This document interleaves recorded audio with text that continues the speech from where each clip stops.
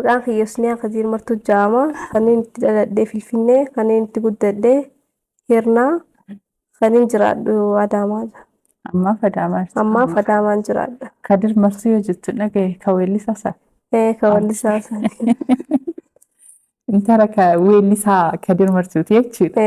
Ayyaana dhufu har'a egaa yeroo jaalalaatiin istiidiyoo keenyatti argamtanii jirtu yeroo gaarii immoo akka waliin dabarsinu abdiin qabaani caalaa sitti argate moo ishee si argate? Anatu argate. Mee akkamittiin argatte? Akkan itti argadhe hedduu aan bara 2012 gama dhumaa gama Adaamaa dhufee mana nyaataa qabanii mana hoteelaa isaan akka tasaa saayiba kiyya tokko jira. Akkana dura hoteelii bira Aliilaal mana nyaataa tokko jira hottoon anjee.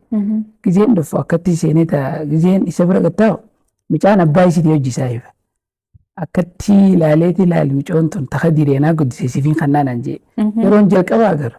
Gizeen jalqabni akka sanaan jee onneen dhaana jette.